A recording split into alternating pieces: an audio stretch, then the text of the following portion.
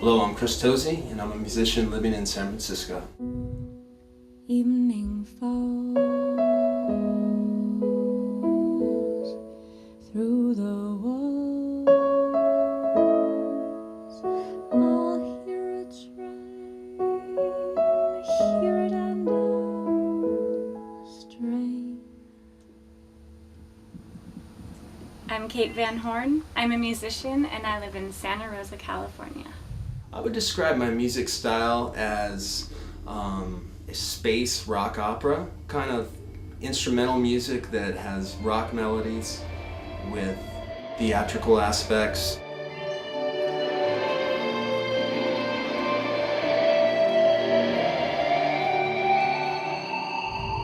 My musical style is definitely pop, influenced by jazz, classical music, and poetry. Feeling what I'm feeling way out here, way out here, way out here. Music is everything to me. Music is so important in my life.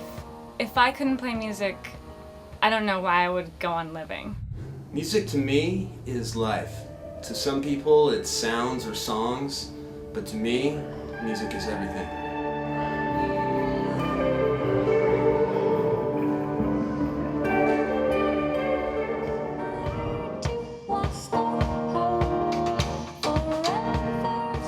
The best part about being a musician is definitely all of the connections I have made with other people. I have made some friends that I never ever could have imagined making. I wake up and I'm working on something that I believe in and I truly love every day. I would say probably the very first time I heard music, I knew I wanted to be a musician. It was my father's record of Frank Zappa. It has all these mixtures of guitar and talking and theatrical stuff and everything that has shaped my music the way it is today. There was never a time in my life that I can remember not wanting to be a musician and not being a musician actively. My mom always sang with us, and I was always drawn to a piano if there was one in the room. Being a musician is hard. There really aren't many things about it that are easy. It takes up so much of my time, so much of my money. It's hard. The hardest part of being a musician is you do this for yourself, but at some point there has to be some kind of validation that comes from the public. I've not been to China or Xinjiang before. I've never been to China and I've never been to Xinjiang. I do not even know what to expect, but I'm excited about it. We're going to Xinjiang for 2 weeks. We're going to be meeting professional musicians as well as folk artists in the villages. I look forward to the whole experience. It's going to be tremendous. Way out here.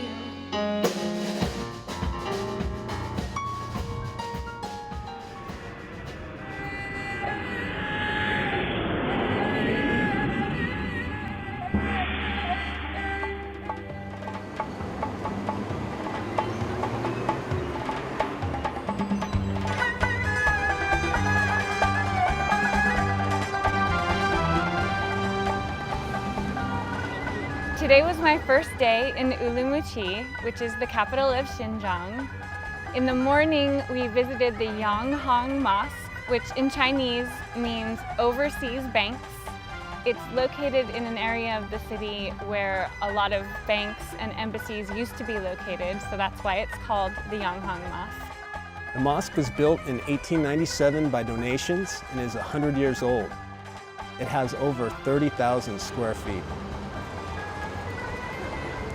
It was incredibly beautiful on the outside, very ornate, and the colors were just very calming but very beautiful at the same time. The mosque was located in an area of the city that is very bustling. There's highways and high-rises everywhere, and it's quite a contrast to the spirituality that's going on inside. Women are not usually allowed in the mosque, so it was a great opportunity for me to go into a mosque. As we approached the mosque, we had to take our shoes off. This was my first time to ever be in a mosque, so just to see the layout of where you could see where the people would stand, and that it held 3 balconies. I believe it held over 1,000 people that would worship at one time. The carpeting on the floor was beautiful. Most of it was green with patterns in it, but there were a number of carpets around the outside edge of the green, which was the main floor, and they were all different kinds of carpets.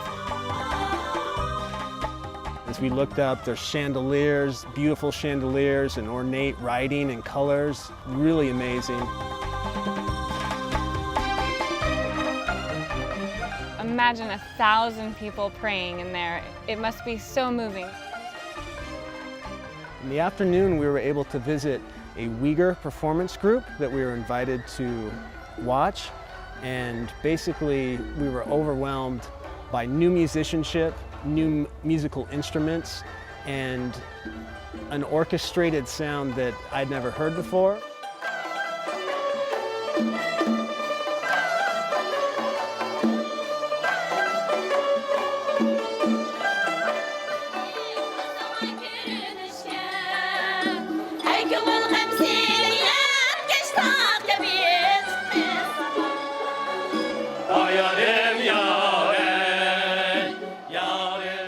I was so surprised because I've never heard this music before. I never even knew the Uyghur people existed. And it's shocking to me that I didn't, because their voices are so powerful and clear, and the way the instruments sound is just, it's so moving.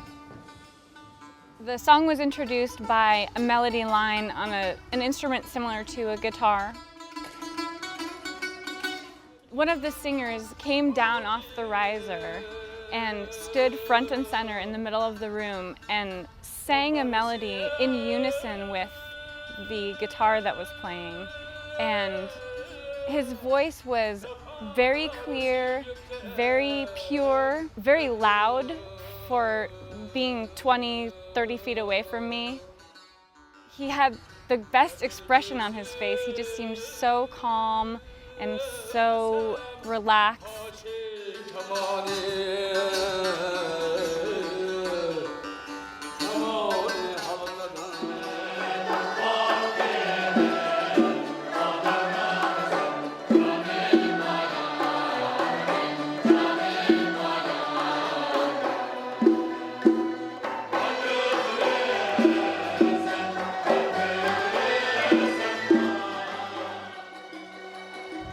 Part of the music is that there's dancers that are involved with this, and so we were able to see one of the dancers.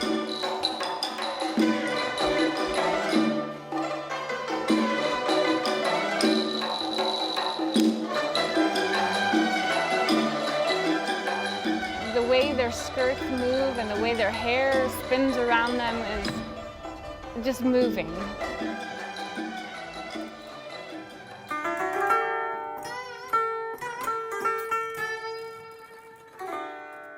I had seen musicians that I want to aspire to be like. These guys probably don't get the credit they deserve, and they are the top 1%. You can definitely tell this is their life, their passion, and you can feel it, you can hear it. This instrument's called the kalum. It is very interesting to me because it seems to be the lead piece in the whole band. I hear the highest melodies, and it reminds me of a lead guitar, which I play. We got to basically try a couple.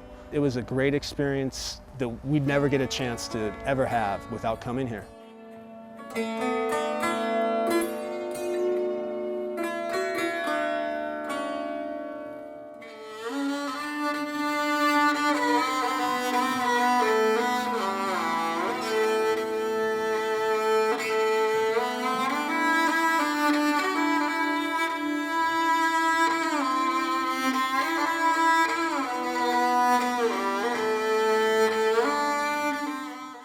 This instrument is the satar.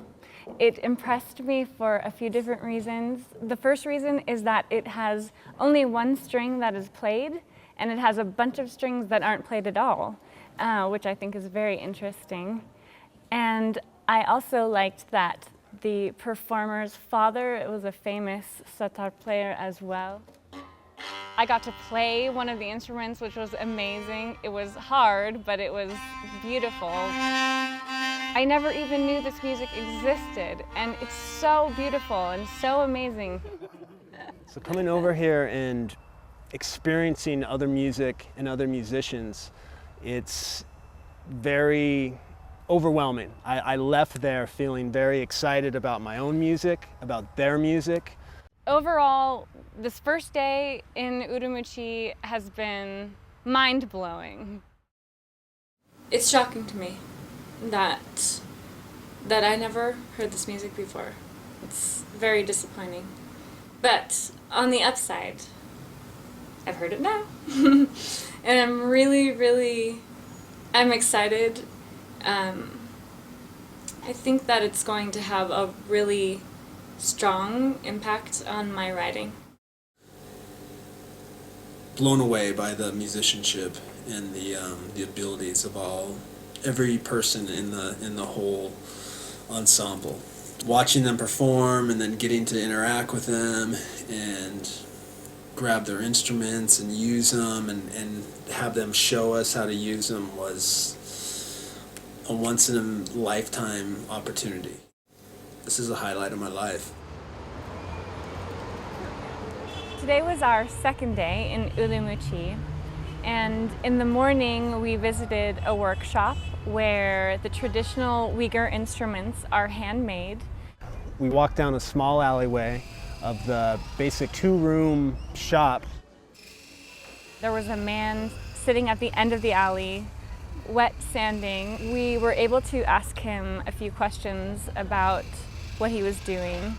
He told us that he had been making instruments for over 10 years. The instrument he was working on takes about 20 days to finish it, and it was about 3 days away from being finished. It already had the bone inlay in it. Then we went inside the shop. It was very small, somewhat cramped. As we talked to them, we found out the father had done this over 50 years, and he is 61 years old.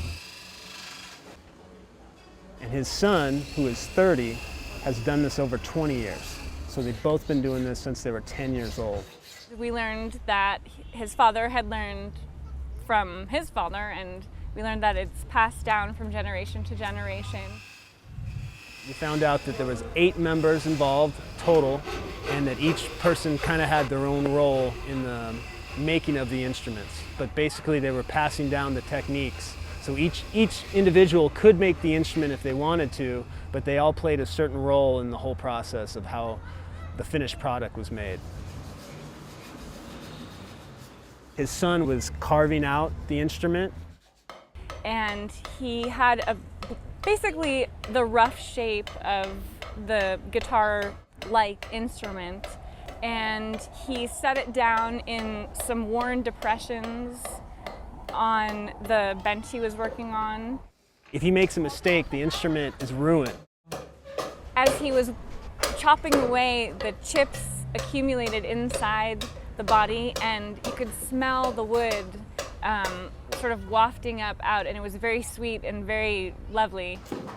This whole process takes a total of 20 days just to hollow out the body.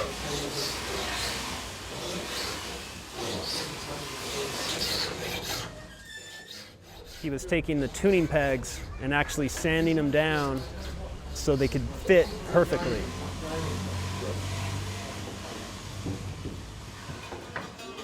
Two of them actually sat down and performed a few songs for us. It was very entertaining, and the songs they played sounded very traditional, like a drone underneath with a melody line moving over it. Pretty simple melodies, but really great rhythms. It really got my foot tapping.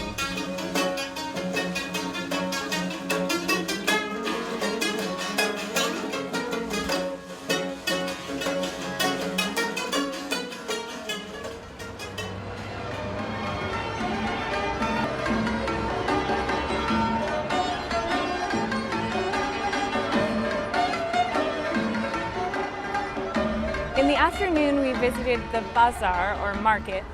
They had all different kinds of things there. From silk scarves to vases, herbs, medicine. Raisins and dates and nuts and furs and jewelry. As well as musical instruments.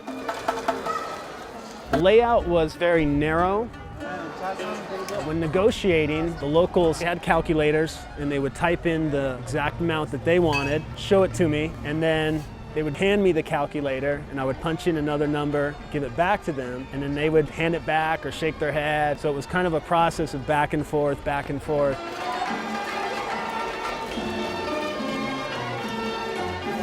The shopkeeper, who was a Uyghur woman, grabbed a scarf off the rack and wrapped it around my neck, and I knew immediately that I had to have it. It was gorgeous. And about 15 minutes of negotiating, I finally got it for a really great price, about $15 US, which we would never be able to get it for that price at home. So it was a great afternoon. Today we had the opportunity to drive about 40 miles south of the city of Urumqi to Nanshang Mountain, which is over 5,000 feet above sea level. We got to see a lot of farmland, a lot of beautiful sights, and coming up the mountain we saw the lake, and definitely rivals any kind of scenery that you see in California. When we left the city, it was warm, and as we were winding our way up the narrow mountain roads, the temperature dropped to about 20 degrees. It was much cooler up in the mountains. There were about 200 sheep grazing by a lake. We met the Kazakh people. The Kazakh people live in yurts, which are tent-like structures. The scenery around the yurt is very dull. The colors are dull greens, dark greens. The rocks are very gray. Before we went in, we were greeted by several members of the settlement. Walking into the yurt was similar to, it was like being a character in the movie Willy Wonka and the Chocolate Factory, where everything is made of candy and it's very colorful. It was just dazzling to look at. The yurt is covered with rugs. There's some basic oven type of structure in the middle. They have a little power generator that runs off of solar. And then we were greeted with a song by some women and a man musician who was playing a two-stringed guitar-like instrument.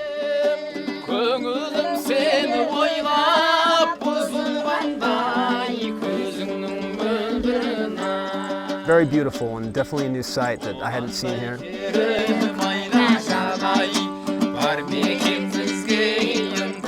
It was very, very pretty. The song was very pretty. And then they actually sat down and did a duet between a man and a woman. Each one of them, the man first, sings to a traditional melody, but improvises the lyrics.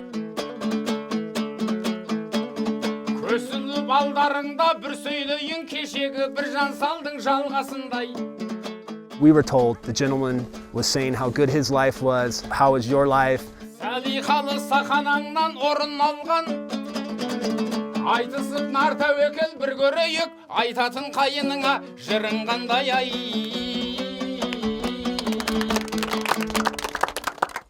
It was amazing to me to learn that they were improvising the lyrics.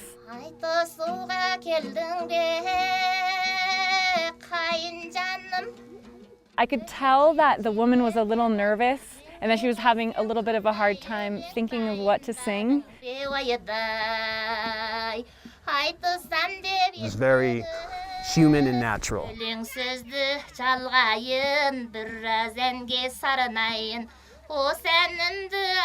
Improvising lyrics is something I could never do. At the end of the musical performance, the musicians actually invited us to dance with them. So we did. We got up and we did our best. The dancers invited us to dance with them and kind of mimic their moves and kind of did a little dance with them. Definitely got out of my comfort zone and wanted to partake in this. The way the Kazakh people prepare their food, they had a few different stations. They had the mini barbecue pit, they had a big round pot that they were cooking vegetables in. They also had a bigger pot where they had put the sheep and the meat in. And then next to it, they had a preparation table where the men and women were cutting up the meat, putting it on skewers. They were preparing kebabs. It was in this little mini barbecue metal thing with charcoal, and they basically used this technique of flame, smoking it. Then they would cut off the flame, just smoke it, and then flame it back and forth. And then they used 3 different spices on it. By far the tastiest thing that I've had in China so far. It smelled amazing. After that, we went back into the yurt and had the traditional dinner. 2 older brothers who live here honored us with some of the meat from the face of the sheep. It's a traditional concept of honoring someone, and they call it face. They call it giving face. Kızga vereyim kulağını. Yendi bu kulağını. Et kurgulan bir sana mı birisi?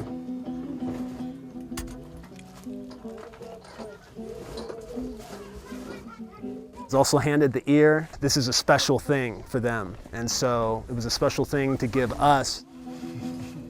I was surprised at how flavorful the meat was. It really just tasted amazing. One thing that really struck me about all the people that I saw was that they look so happy. They have all these great smile lines, and they all smile, and their music is all about how great their lives are. They even were competing to see whose life was better. It's something that we don't hear a lot in music. It's a community that's based off of family, togetherness, and music. And life is really complete and beautiful here.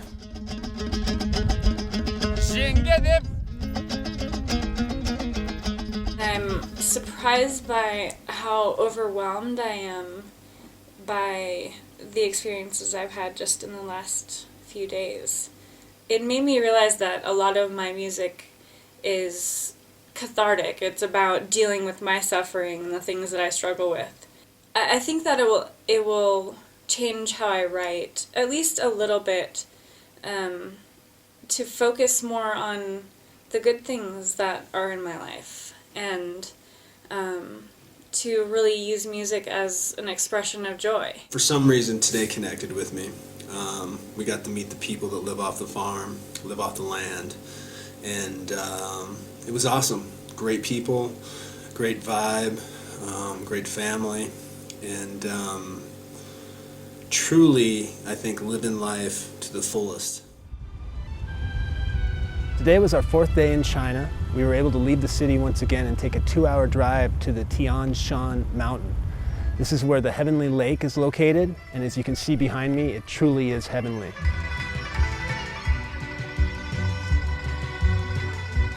Tian Shan Mountain has tall evergreen forests, a huge, gorgeous lake called Heavenly Lake that is a blue-green color that I've never seen before.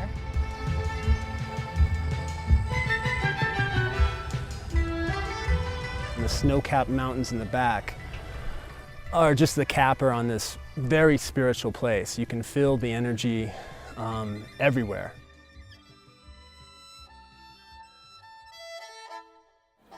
We were able to take a boat out onto Heavenly Lake.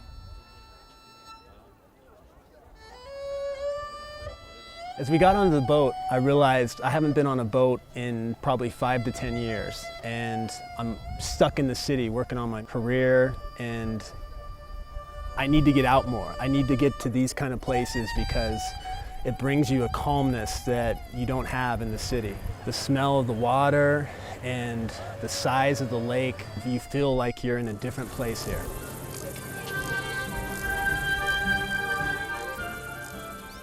Every day it's like I'm on this J curve.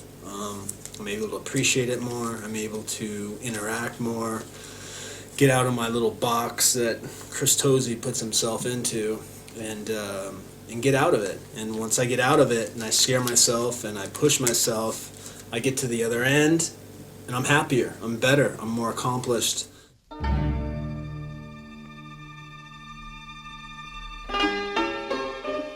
I'm so hot. The reason I'm so hot is that we're in Turpan. Turpan has the third lowest elevation of anywhere in the world and is the hottest place in China. We started the day by visiting the Carez well. And we were actually able to go down the well and see how the system worked. And it was really neat. Because this area is so hot and so dry, they have to build the canal underground. We are looking at the Carez well, which is an underground irrigation system that's been used in this area of China for over 2,000 years. It's constructed completely by hand without the use of any modern machinery or building materials.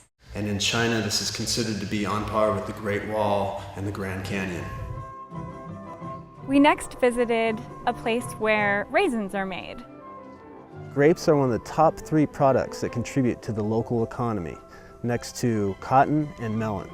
Ever since I was a little kid, I always thought it was really strange that raisins were made from grapes. And today I got to find out how they're made, and it's really simple. They take these long poles, they're about 6 feet long, and they attach little spikes, maybe about 3 to 4 inches long, and they just hang picked clusters of grapes from them in a room that's shaded and also well ventilated, so that the wind can blow through and dry out the grapes. The next site we visited was the Emin Minaret. The minaret is a big tower-like structure. The Emin Minaret was built in honor of a Turpan general named Emin Hoja in 1777. It has a very Middle Eastern look to it, and it's located next to a mosque. The mosque has a wooden ceiling and pillars. I was able to step into a sort of foyer area, and it was stunning. The main prayer area has these enormous wooden pillars, and they're just gorgeous. The wood is just beautiful. In the afternoon, we were able to visit a family-owned vineyard. We were led back into a sort of courtyard area with a trellis over it, overgrown with grapevines. And it was really, really hot when we were out on the street, but underneath the grapevine trellis, it was really cool and really still, so it was very comfortable. The family had us sit with them around a little banquet table, and then they actually performed for us. The traditional mukam instruments were brought out. And they performed a duet with the head of the household playing the drum and his brother playing the guitar.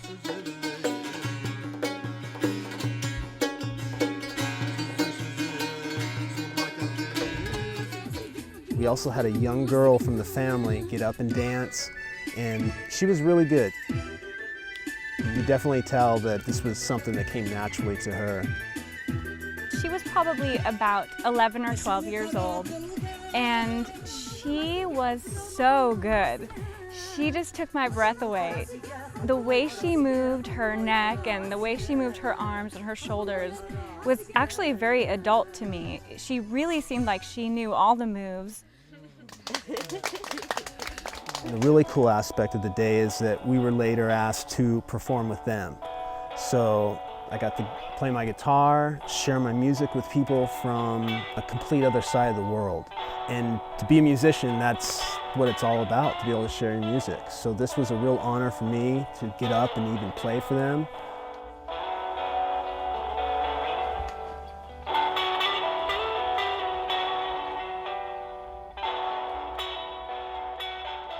I had an opportunity to sing one of my favorite American folk songs, Amazing Grace, for the family that owned the vineyard. And it was a really great experience for me because we sat and listened to their music, and their music is very different from the music that we're used to hearing and performing. And I sang a cappella, which is something that I very rarely do, and I could really hear myself, which is something that's rare as well. And I really felt that I was able to connect with them.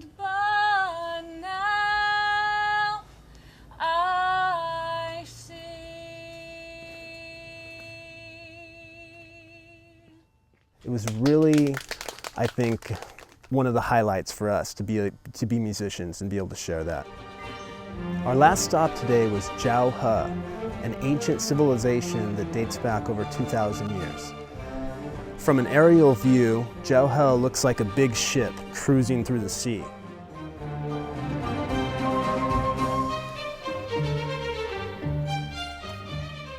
The city is about a mile long and about 900 feet wide, and it's built on top of a cliff that's about 90 feet tall. The city was founded during the Han Dynasty between 206 and 220 BCE and was inhabited up until the 13th century CE. At its height, there were over 6,500 residents in the city, and that makes it one of the most largely populated ancient cities in the world. This site reminds me a lot of the Anasazi ruins at Chaco Canyon in New Mexico, except this site is much bigger. The Chaco Canyon site only has about 20 or 25 buildings, at least the main area. And this is definitely a huge city where lots of people were for over 1,500 years. And you can really feel that being here. Even though it's very quiet now, when you stand and look out over the ruins, you can tell that this was a bustling place for a lot of years.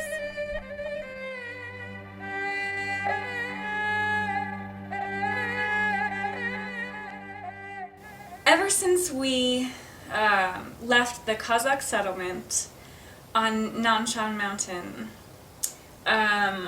the melody that the woman was singing when the four people were performing for us inside the yurt has been stuck in my head. And I've been playing around with an idea based on that melody.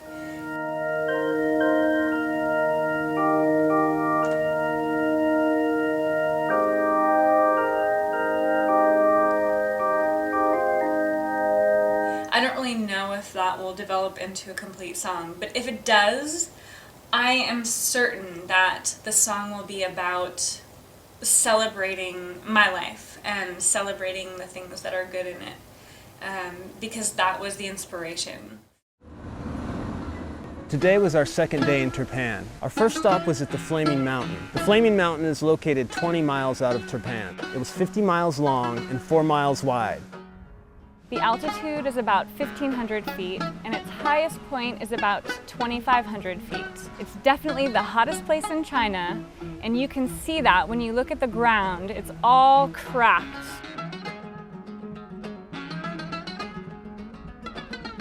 The uniqueness of the Flaming Mountain is that it's a huge mountain that has these little ripples going through it, and it looks like streams have been going through the actual mountain. It's called the Flaming Mountain because of its red color in the afternoon sun. So we're standing right in front of the giant thermometer. It is only 10 a.m. and it is already 96 degrees here. We actually were able to ride camels. I have never ridden a camel before. I grew up on a ranch, so I've ridden horses before. It was similar to riding a horse, but it was a little bit slower. The camel wasn't as smooth, it was a little jerkier, but it was definitely cool. The camels actually seemed really sleepy, and I could completely relate to that out in that hot sun. It was a great experience. Later we visited the Gaocheng ruins, which are about 1,400 years old. the city of Gaochang, which was first settled in the 1st century BCE and went through lots of different power struggles until it finally became the Uyghur capital in 850 CE. It was a major staging post along the Silk Road until the 14th century when it burned, and then the Uyghur capital was moved to Turpan. These ruins are similar to the ones we saw yesterday, but they're a little bit more worn down, so it's a little bit harder to tell the structures that were there. You can see restoration going on. Texts in classical Sanskrit, Uyghur, Chinese, and Tibetan have all been discovered at Gaochang. And when you're there, you can really sense how many different cultures lived and interacted there. The highlight of the Gaochang ruins was definitely the donkey rides, or the donkey taxi. In order to get to the site, we had to take a donkey taxi. And that's another thing that I've never done before. And it was quite an experience. The donkey that was in control of our taxi was not very obedient and had a mind of its own. It wanted to go when it was supposed to stop, and sometimes when it was supposed to go, it wouldn't go at all. It was really funny.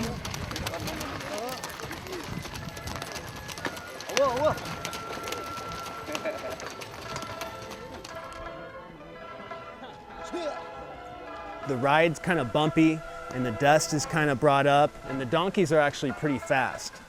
As we traveled on the road, I was able to take video and take pictures of the surrounding desert, and you can kind of see the formation of the city in the distance.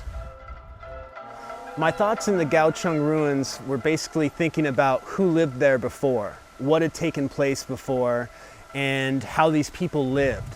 So as I took video, it was very overwhelming to get the sun beating down on you and to think about how these people survived.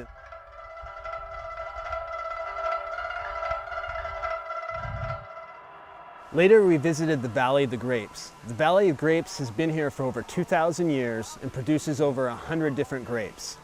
In the area where we were, the trellises covered with grapevines just seemed to not end ever. There were tons of these brilliant, perfect, ripe, juicy looking clusters of grapes, and we weren't allowed to pick them. After what seemed like miles of walking under these grape trellises, we got to watch another performance of the traditional Uyghur music and dance.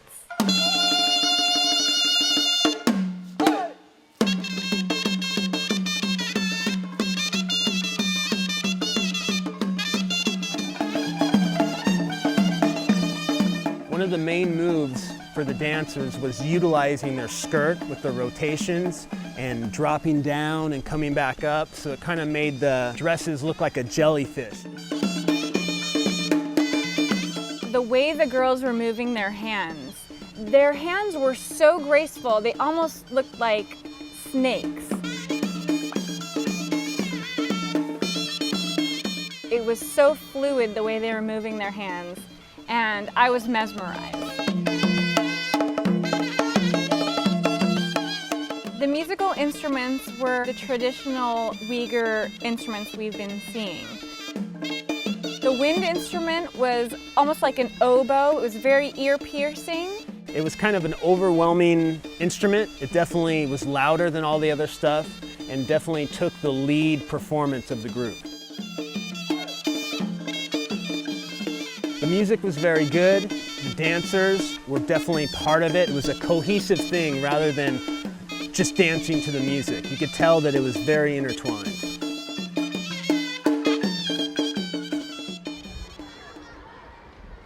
Well, our visit to Turpan has come to an end, but before we left town, we were able to make a quick stop at a local elementary school and actually attend a music class here.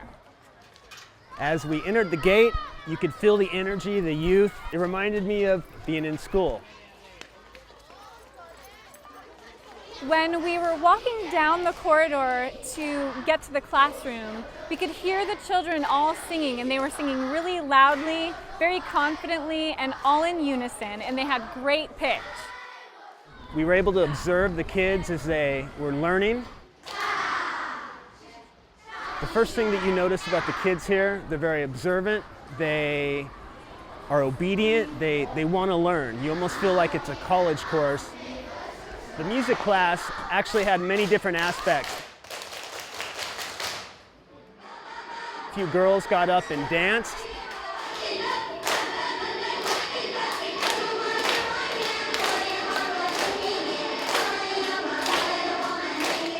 It was really interesting because they sang the songs in both Chinese and Uyghur. This is a Chinese and Uyghur school, so they teach all of the songs in both languages, which I thought was very interesting. Very similar to schools in California, where they teach in English and in Spanish.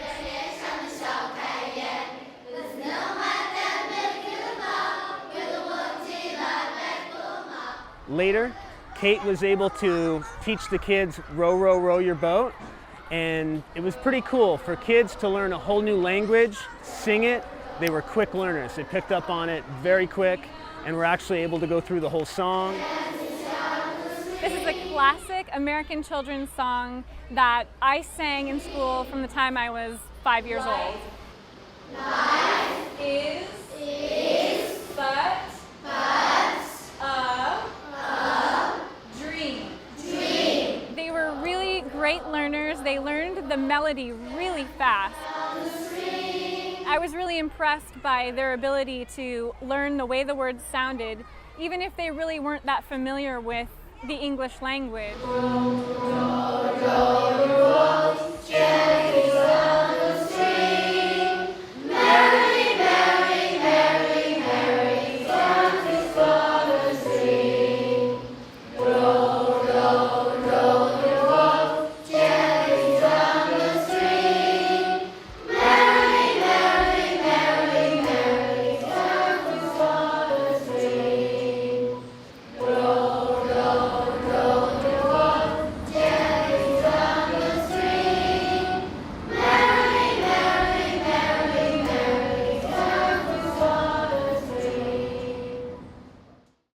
Well, it's our final day of travel in Xinjiang, and we spent this very windy afternoon at the Xinjiang Arts Institute. We were very privileged to watch a performance of students playing several mukam pieces for us. The first piece was a full chorus. It began like a lot of the mukam pieces begin, I've noticed, with a sort of droning tone and then a soloist singing along with that.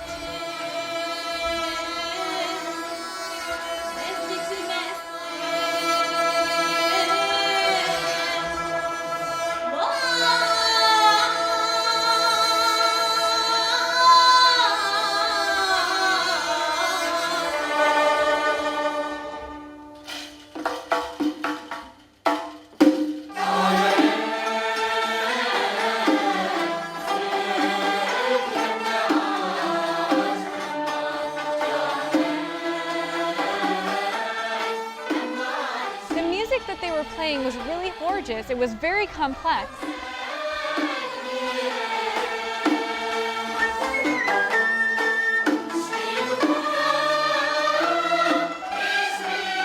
The soloist who I was drawn to most was playing the ijik, the violin type of thing.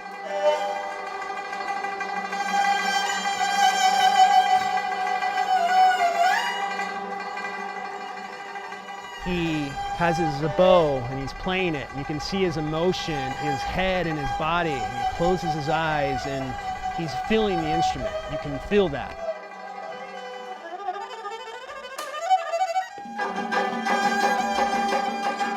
I admire him because I feel hopefully that I do that with my music. The Uyghurs are playing completely acoustically, no microphones, no amplification of any kind. And then to contrast that with this very digital, highly sequenced music, very much based on being able to amplify the digital signal, it was a great compare and contrast for me.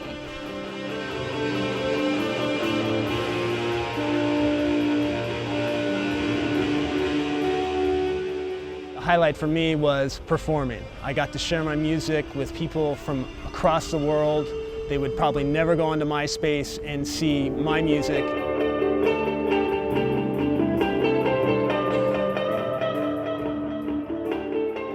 After my performance, my travel partner, Kate, was able to perform as well. She is a great singer and a piano player, and she was phenomenal. I had never heard Kate sing her own music before. I was really blown away.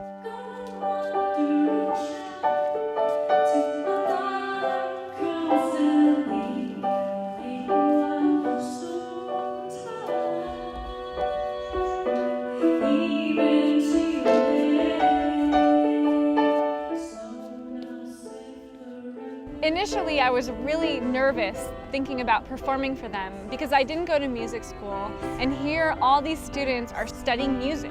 As soon as I started playing, I realized that music is kind of a universal language.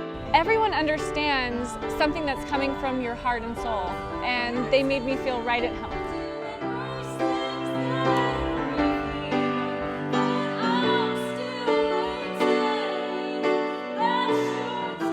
This trip definitely exceeded my expectations. And what I learned was that the music of a culture is as much a function of the lifestyle of the people as anything else. When I first got on the plane, I pretty much thought, okay, I'm going to another country, I'm gonna see some other people. But I was blown away by everything. There's a lot of musicians who are angry people and jaded people.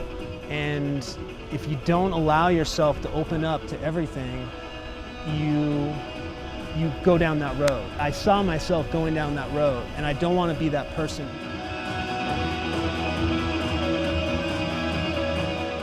It was mind-opening in a way that I never could have predicted. And I don't think I can predict what the outcome will be for me in the long term, but I'm already thinking about coming back here.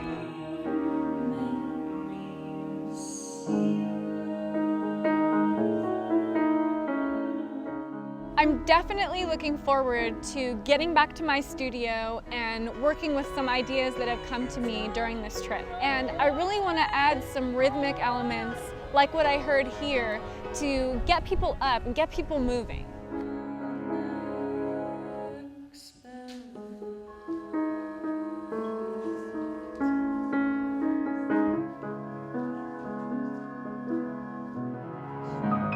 As I head back to the States, I'm taking all this musical inspiration that has gathered up inside of me from the first day of seeing the Uyghur people and their music and their instruments, to the visuals of the deserts, the mountains, all these emotions, the family, the traditions, all these things are gonna inspire me with new music. I already hear new things in my head, new tones, new sounds.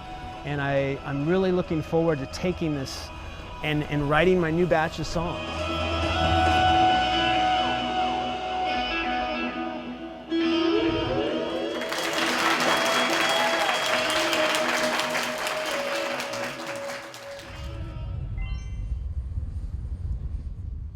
I've returned to my beautiful home in California from my travels in Xinjiang, and I have spent about 6 weeks working really hard on 2 musical pieces that were inspired by my trip there.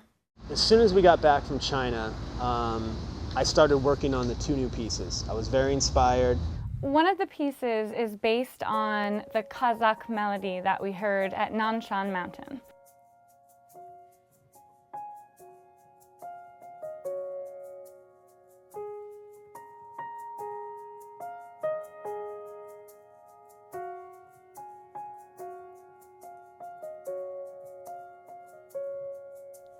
Forge ahead into the rough, toward forfeited promise of more beyond the horizon, forbidden behind curtains. We're shrouded, now we trust our only thread unravels. Foreseen never soon enough, forward unenlightened thus. Only one's better to behold, to yet show how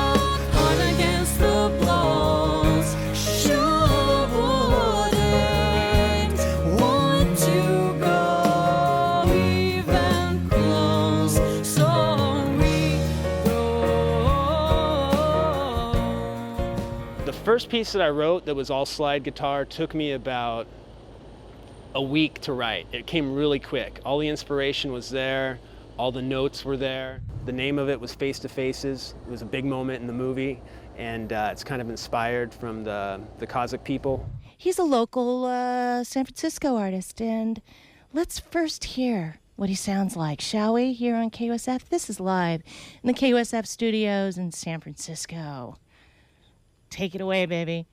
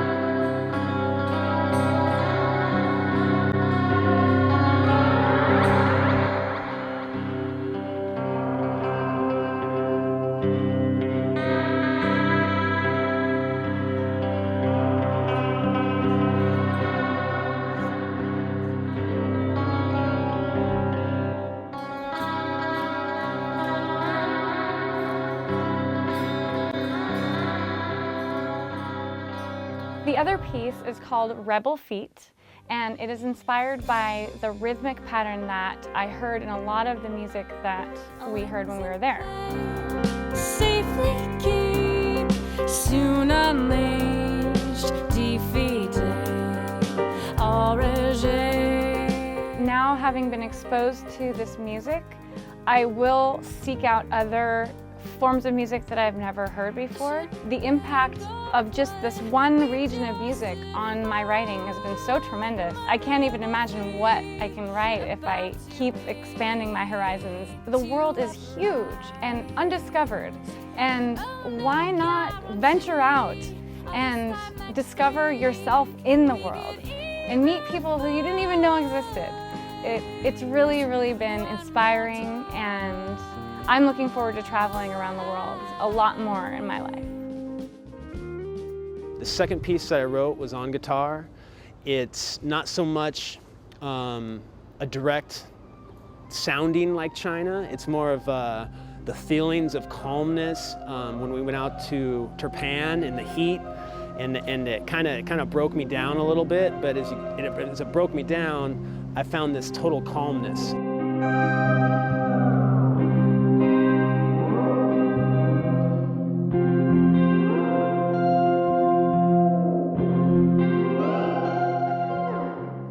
The trip to Xinjiang influenced my music in a lot of ways. First, obviously, musically, hearing the notes, hearing the different scales that they used. Emotionally, as I talked to these people in their 10th generation, 8th generation, we devoted our whole lives to it. And just China was overwhelming. The different groups of people, the culture, the food.